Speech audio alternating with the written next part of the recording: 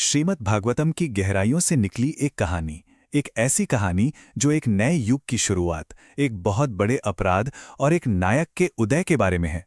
चलिए आज इसी कहानी को परत दर परत समझते हैं। जरा सोचिए, एक अंधकार युग की पहली सुबह वो दिखती कैसी होगी? जब दुनिया बदल रही हो, जब अच्छाई की जगह धीरे धीरे बुराई ले रही हो, तो उसका पहला नजारा कैसा होगा? श्रीमद् भागवतम हमें इसका एक बहुत ही चौंकाने वाला जवाब देता है। कहानी की शुरुआत ही होती है इस बेहद परेशान कर देने वाले सीन से। एक गाय है जिसकी आंखों से लगातार आंसू बह रहे हैं। उसके ठीक पास एक बैल खड़ा है जो लंगड़ा रहा है, अपने चार में से सिर्फ एक पैर पर किसी तरह खड़ा है, और इन दोनों को एक शाही कपड़े पहने हुए आदमी बेरहमी से लात मार रहा है। ये दृश्य देखते ही मन में कई सवाल उठते हैं। आखिर ये कौन है और ये सब हो क्यों रहा है? देखिए, ये जो कुछ भी हो रहा है, ये कोई आम हिंसा नहीं है। ये घटना बहुत ज्यादा गहरी और सांकेतिक है। सच कहें तो ये पूरी सृष्टि के खिलाफ एक अपराध है। तो अब जो राज खुलने वाला है वो इस पूरी कहानी का दिल है। ये कोई आम बैल नहीं है, ये खुद धर्म का प्रतीक है। और वो रोती हुई गाय, वो स्वयं पृथ्वी है। यानी हमला जानवरों पर नहीं हो रहा, हमला हो रहा है धर्म और पृथ्वी की नींव पर। ये एक इशारा है एक बहुत बड़े ब्रह्मांडीय बदलाव का। और इस दर्दनाक हालत में भी बैल के रूप में जो धर्म है वो पृथ्वी से सवाल करता है। अपनी तकलीफ की परवाह किए बिना वो पृथ्वी के दुख को लेकर ज्यादा चिंतित है। यही बातचीत इस कहानी के केंद्र में है और हमें बताती है कि आने वाला वक्त कितना गंभीर होने वाला है। तो चलिए अब धर्म और पृथ्वी के बीच हो रही उस बातचीत को और करीब से सुनते हैं, क्योंकि इसी से पृथ्वी के गहरे दुख का असली कारण सामने आने वाला है। धर्म अंदाजा लगाने की कोशिश करता है कि पृथ्वी इतनी दुखी क्यों है। क्या इसलिए कि गलत लोग, अन्यायी राजा दुनिया पर राज कर रहे हैं, या फिर ज्ञान भ्रष्ट लोगों के हाथ में चला गया है, या शायद इसलिए कि औरतें और बच्चे सुरक्षित नहीं हैं और लोग धर्म के रास्ते से भटक गए हैं।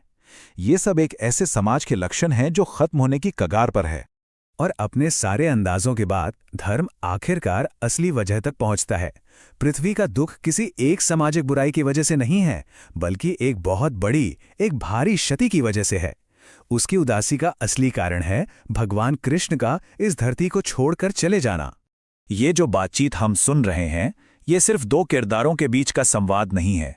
असल में ये एक नए, एक अंधकार से भरे युग यानी कलयुग की शुरुआत का ऐलान है। हिंदू ब्रह्मांड विज्ञान में समय को 4 युगों में बांटा गया है ना? और धर्म के पैरों का ये रूपक इसे बड़ी खूबसूरती से समझाता है। सत्य युग में धर्म अपने चारों पैरों पर मजबूती से खड़ा था। त्रेता में एक पैर कम हो गया, द्वापर में 2 रह गए, और अब कलयुग में धर्म सिर्फ एक पैर पर खड़ा है, जो नैतिकता के भारी पतन का प्रतीक है। तो यहां पर बात बिल्कुल साफ हो जाती है। पृथ्वी इस बात को मान लेती है कि उसका सबसे बड़ा दुख और कोई नहीं बल्कि भगवान कृष्ण का जाना ही है। उनकी गैर मौजूदगी ही दुनिया की सारी पीड़ा और कलयुग के आने की असली वजह है। पृथ्वी रोते हुए कहती है कि कृष्ण के साथ साथ दुनिया से कई दिव्य गुण भी चले गए हैं। श्रीमद् भागवतम में ऐसे 39 गुणों की एक लिस्ट है जिनमें सत्य, पवित्रता, करुणा और क्षमा जैसे गुण शामिल हैं। ये दिखाता है कि दुनिया अब कितना बड़ा आध्यात्मिक खालीपन महसूस कर रही है। लेकिन जब अंधकार सबसे घना होता है, तभी एक नायक की जरूरत पड़ती है। और अब कहानी में एंट्री होती है एक नए और बहुत ही महत्वपूर्ण किरदार की, राजा परीक्षित। राजा परीक्षित कोई आम शासक नहीं थे। खुद भगवान कृष्ण ने गर्भ में उनकी अश्वत्थामा के ब्रह्मास्त्र से रक्षा की थी। उन्होंने एक न्याय करने वाले सम्राट के तौर पर राज किया और बड़े बड़े यज्ञ करवाए। उनकी पूरी परवरिश ही उन्हें धर्म के रक्षक की भूमिका के लिए तैयार कर रही थी। तो कहानी आगे बढ़ती है। हम देखते हैं कि राजा परीक्षित अपने साम्राज्य का दौरा कर रहे हैं, और तभी उन्हें खबर मिलती है कि कलयुग, जिसका वो इंतजार कर रहे थे, आखिरकार उनके राज्य में दाखिल हो ही गया है, और वो फौरन एक्शन लेने के लिए तैयार हो जाते हैं। तो अब कहानी के सारे धागे एक साथ आकर जुड़ने वाले हैं। हम ठीक उसी जगह पर वापस लौट रहे हैं जहां से ये सब शुरू हुआ था।